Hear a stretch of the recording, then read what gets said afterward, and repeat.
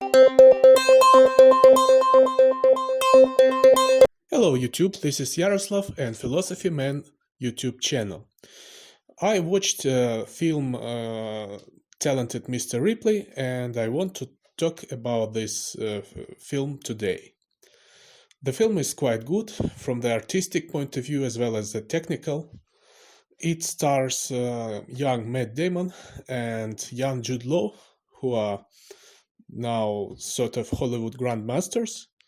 At that time they were still quite good young promising actors. Major spoilers ahead, so beware. The film tells a story of a young man who lives in complete poverty in New York.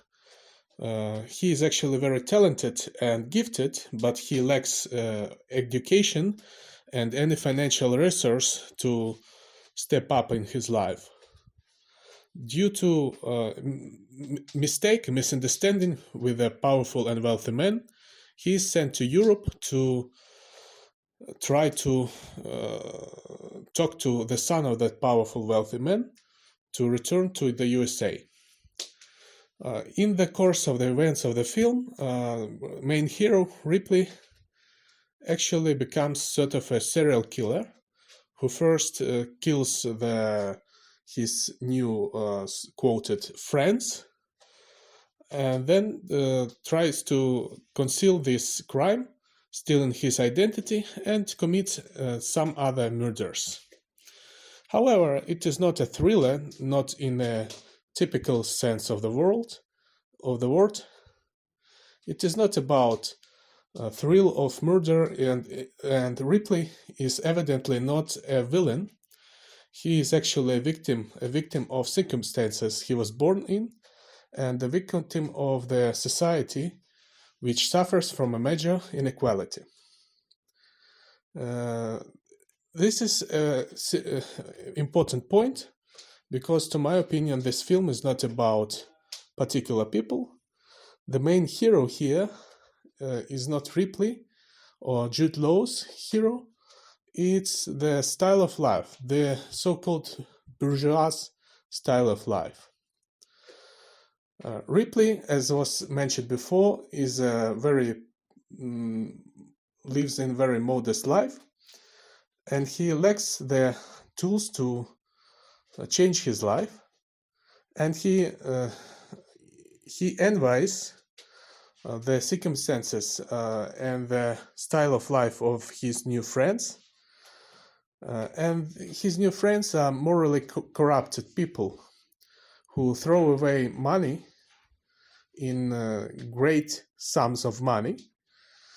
But it is not just a philippica against bourgeois people.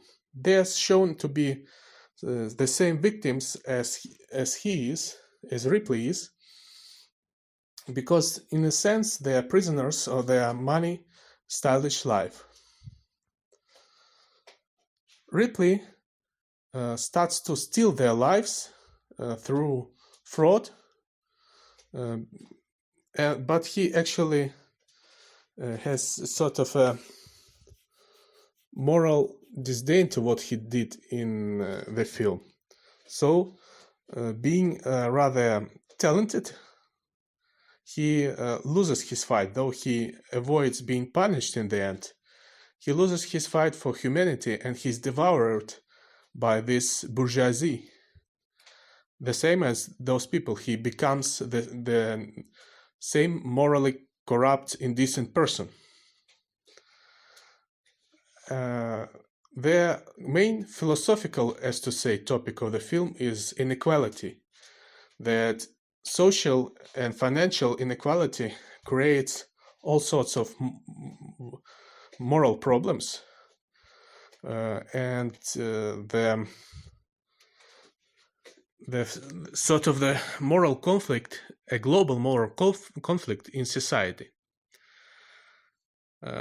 Ripley cannot talk about death and Venice sort of stuff. So this detail in the film shows that though he is very talented and have a lot of abilities, he is uneducated comparing to his acquaintances. Though his acquaintances are spoiled brats, and they do not use their education to make a difference in the world, to change something. They just go by the flow of water, by the stream. But Ripley could have used his talent, but as I said before, he is broken man in the end of the film as well. From artistic point of view, the film is good, very good play, actors play, and interesting work of cameraman, and very good colors. I have not seen such good play with colors for a long run, as well as the play with the decorations and the rooms for filming. Thank you.